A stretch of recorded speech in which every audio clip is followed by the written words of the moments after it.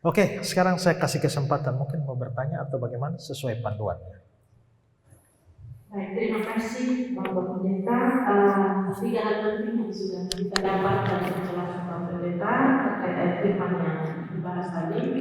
Sekarang kita akan masuk dalam sesi tanya jawab dan saya berikan kesempatan untuk mama semua yang mau bertanya.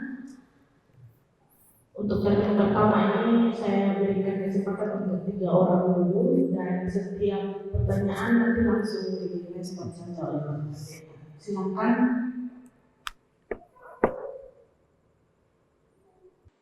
Baik, Bapak Mama Shalom. Pertama-tama saya mau menyampaikan terima kasih kepada Bapak Pendeta dulu, karena Bapak Pendeta ini baru malam ini saya bisa jumpa secara langsung. Hanya saya kadang-kadang lihat lewat media sosial saja tentang perdebatan-perdebatan Bapak, bagaimana mempertahankan yang kepercayaan atau iman Kristen itu Bapak. Jadi ya hari ini saya sangat bahagia, atau malam ini saya sangat bahagia bisa ada bersama untuk mendengarkan pencerahan dari Bapak tentang mengikut Tuhan. Karena begini Bapak, ketika kami mau mengikut Tuhan, kami memang betul orang Kristen dan kami memang betul menjadi presbiter. Tetapi kadang-kadang pribadi saya Bapak salah.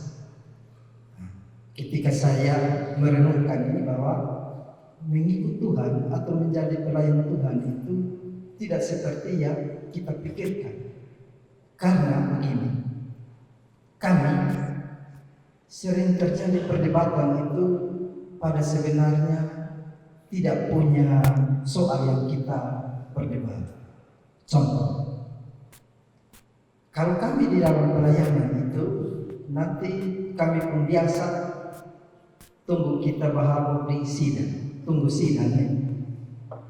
Berarti itu bukan tujuan kami ada mau melayani atau mau mengikut Tuhan, tetapi motivasi kami untuk cari siapapun sama tunggu di sini.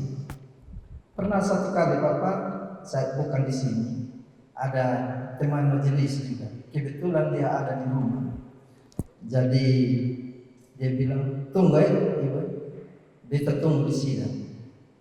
Jadi beta tegur begini, Bapak kalau jadi majelis itu bukan kita berdebat di sidang tentang siapa salah, siapa benar, tetapi kita memberikan jalan keluar. Karena sidang majelis ini kita yang bagaimana mengevaluasi program-program yang kita sudah putuskan secara bersama-sama, mana yang jalan, mana yang tidak. Itu jujur Pak.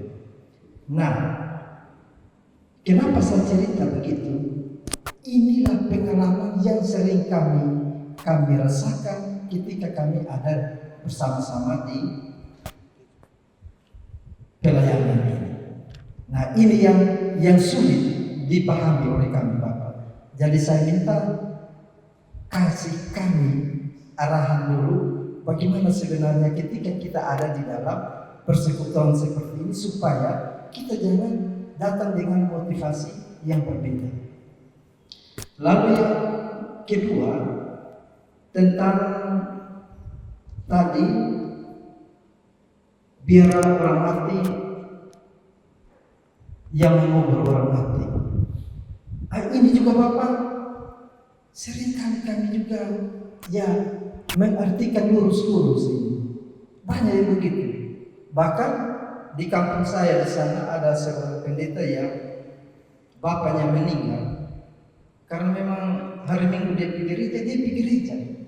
Akhirnya menjadi bahan perbincangan daripada keluarga juga. Masa kok bapak semua lenggang di sini? Memangnya tidak ada pendeta lain untuk bisa berkhotbah di sana? Di sana ada 2 pendeta, tapi dia mati-matian mesti di gereja.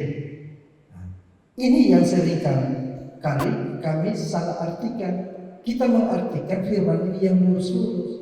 Sedangkan ketika kami mendapat penjelasan dari Bapak bahwa ini menjadi budaya orang Israel, sehingga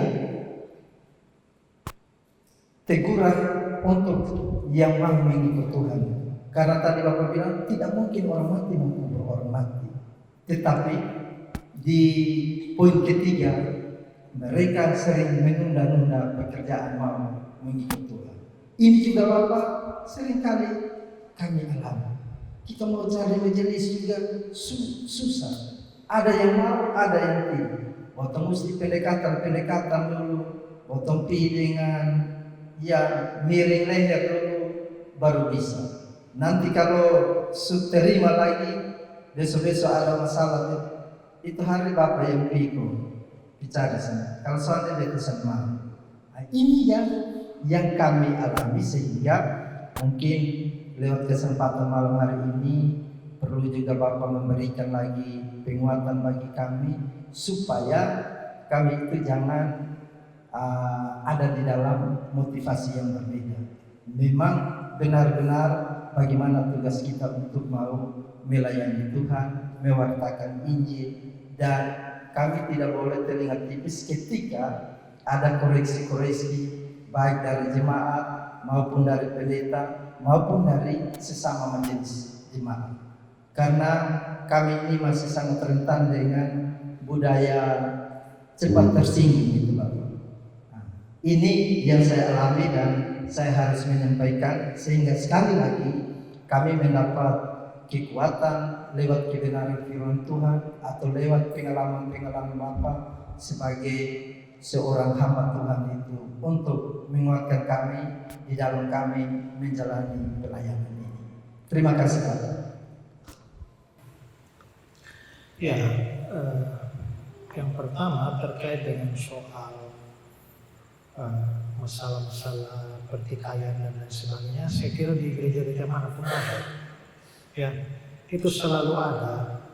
Bahkan sebenarnya di gereja Filipi yang di Alkitab ini, jemaat Filipi juga mengalami hal yang sama. Jemaat Filipi itu jemaat yang bagus sekali sebenarnya, ya. Jemaat itu adalah jemaat yang setia kepada Injil, tahu menghargai hamba-hamba Tuhan.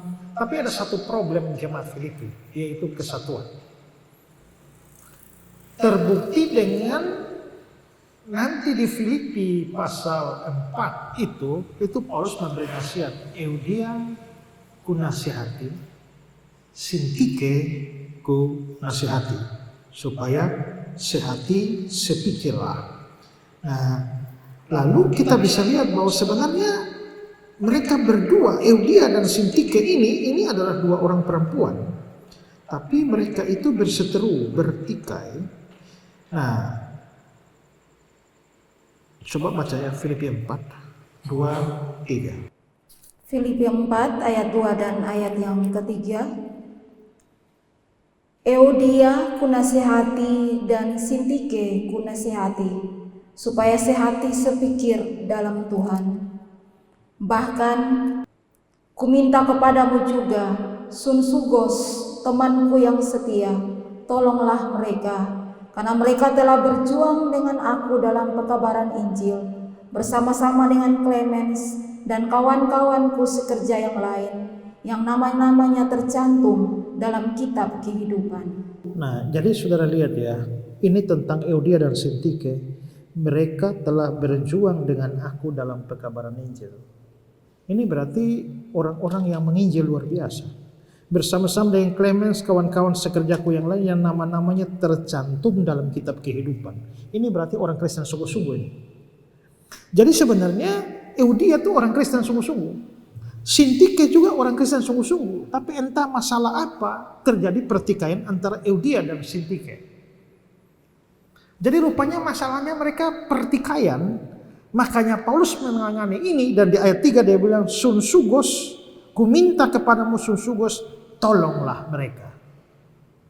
Tolonglah mereka artinya Sunsugos diminta untuk menjadi penengah supaya Euodia dan Sintike ini bisa berdamai. Makanya nanti kita bisa lihat bahwa inti berita Paulus sebenarnya di Filipi ini adalah supaya mereka sehati, sepikir, satu tujuan. Nah, apa yang dibicarakan Paulus supaya suasana satu hati, satu pikir, satu tujuan itu tercapai? Coba lihat Filipi pasal 2 ayat 3. Filipi pasal 2 ayat 3, dengan tidak mencari kepentingan sendiri atau puji-pujian yang sia-sia. Jadi pertama supaya kita bisa sehat itu jangan cari kepentingan sendiri-sendiri. Karena begitu ada orang mencari kepentingan sendiri, maka pertikaian pasti terjadi. Saudara ingat cerita tentang Yakobus dan Yohanes datang pada Tuhan Yesus yang memanfaatkan mama mereka.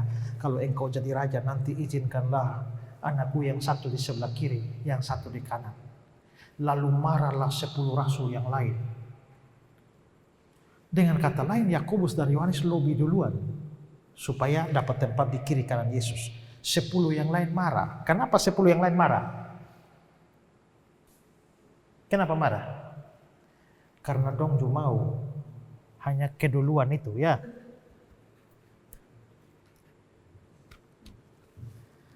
Karena 2 murid itu sudah duluan. Jadi dengan kata lain, mereka mencari kepentingan diri sendiri. Maka di ayat 4 itu dia bilang apa? Filipi 2 ayat 4. Filipi 2 ayat 4, dan janganlah tiap-tiap orang hanya memperhatikan kepentingannya sendiri, tetapi kepentingan orang lain juga. Ya, jadi di sini Paulus menasihati, harus jangan cari kepentingan diri sendiri, tapi kepentingan orang lain juga. Ya, dan yang kedua itu dikatakan di ayat 3, Filipi 2 ayat 3 bagian tengah itu. Sebaliknya, Filipi 2 ayat yang ke B, sebaliknya hendaklah dengan rendah hati seorang menganggap yang lain lebih utama daripada dirinya sendiri. Menganggap yang lain lebih utama. Dalam terjemahan yang lain menganggap yang lain lebih penting. Yang lain menganggap yang lain lebih baik dari diri sendiri. Jadi ini sebenarnya intinya adalah bahwa kesatuan, kesehatan itu hanya bisa didapatkan kalau kita mempunyai anggap orang lain lebih baik dari saya. Ya, intinya begini, ada orang bilang begini sebenarnya. Ibu ini juga ada baiknya, ada jeleknya. Saya ada baik, ada jeleknya. Kita dua akan masalah kalau kejelekan saya ibu taruh di depan, saya punya baik ibu taruh di belakang. Lalu ibu punya baik saya taruh di belakang, ibu punya jelek saya taruh di depan. Itu kita dua baku tengkar sampai habis, akhir zaman juga belum selesai. Bagaimana caranya adalah kejelekan saya taruh di belakang, kebaikan saya taruh di muka. Begitu juga ibu punya jelek saya taruh di belakang, ibu punya baik saya taruh di depan. Maka yang saya lihat adalah ibu orang baik. Ada jelek taruh di belakang. Tapi kita ini kan susah ya, orang punya baik kita taruh di belakang, orang punya jelek kita taruh di muka sehingga sepanjang tahun yang dia lihat kita jelek saja. Kita bermaksud baik juga dia lihat jelek saja sehingga akhirnya dia tunggu sampai sidang. Sidang itu bukan arena pertengkaran. Ya. Dan menurut saya harusnya kita tidak memberi tempat kepada pertengkaran.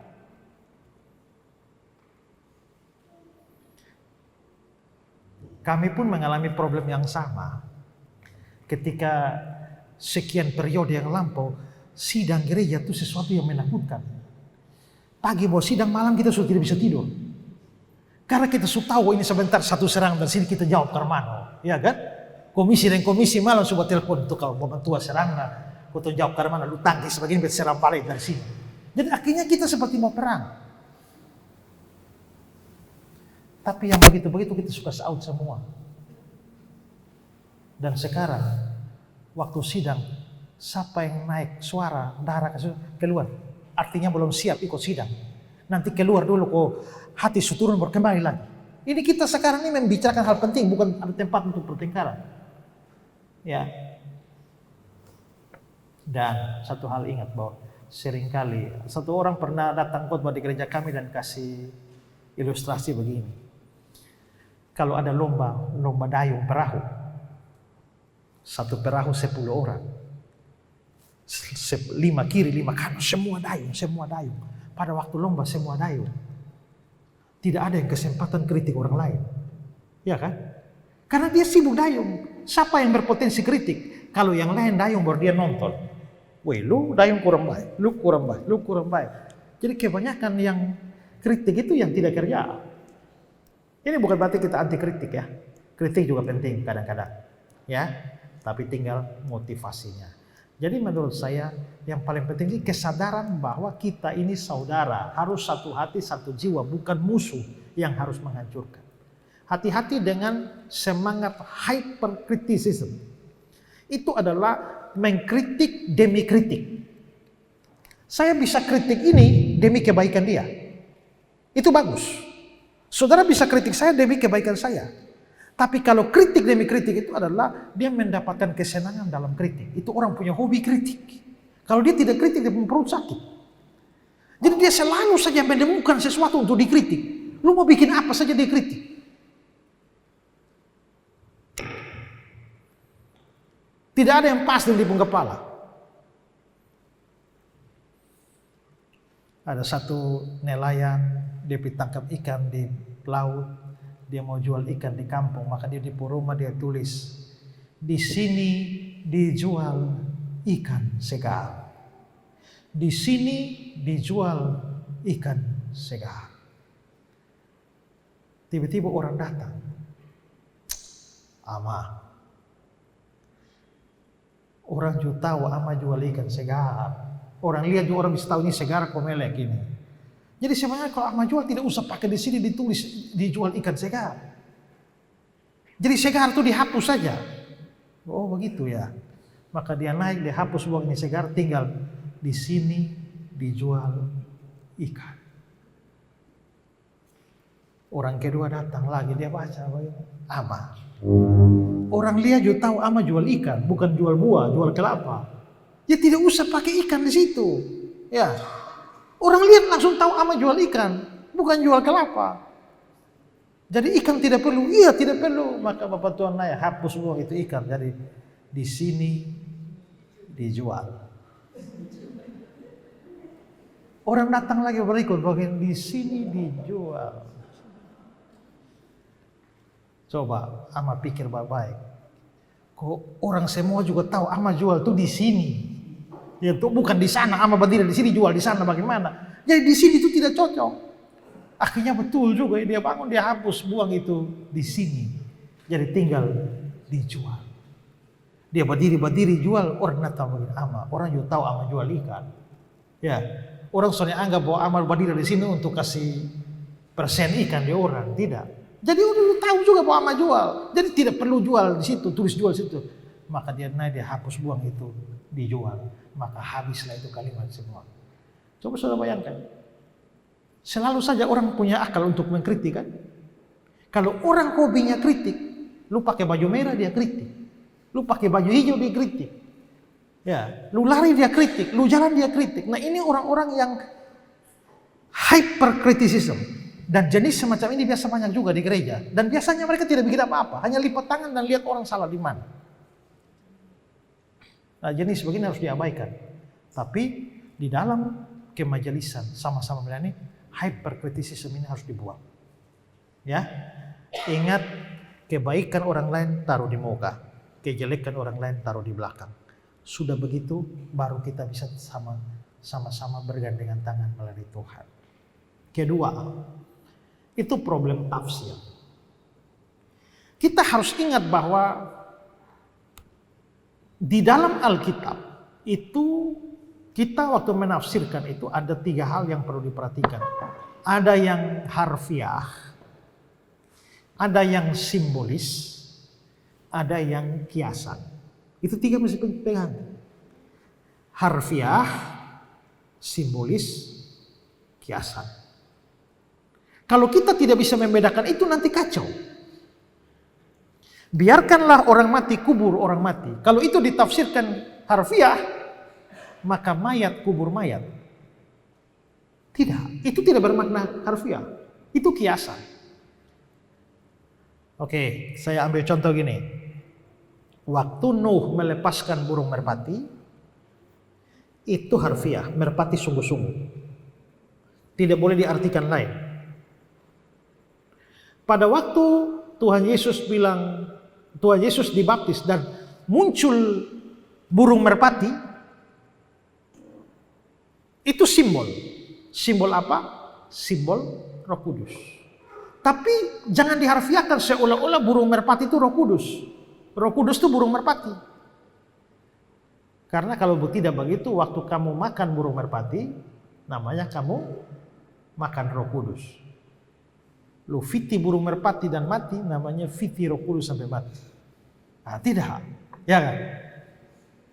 Roh Kudus bukan burung merpati bukan Roh Kudus, tanya simbol.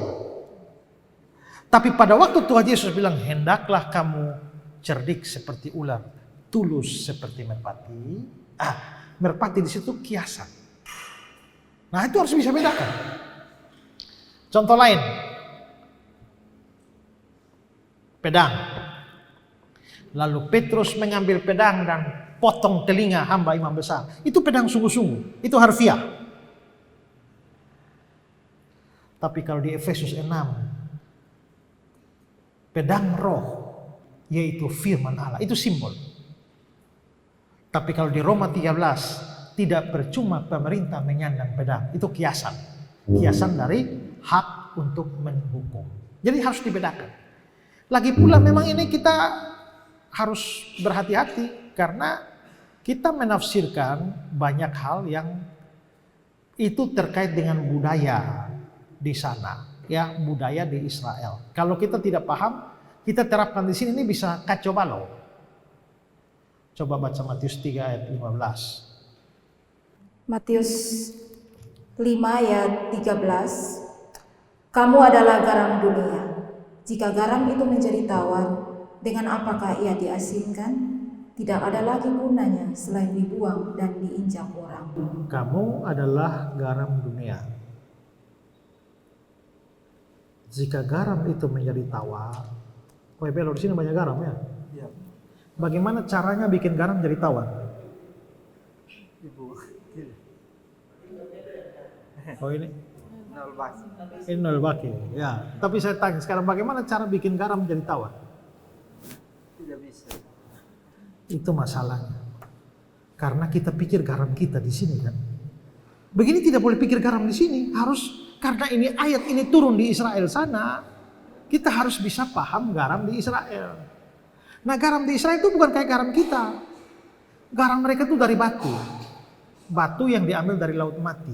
Laut mati itu laut paling asin di dunia. Jadi batu-batu semua di sana juga asin. Jadi itu batu itu mengandung kadar garam. Jadi dong bawa ini batu di rumah, waktu masak, dong isi batu di dalam periuk atau tacu.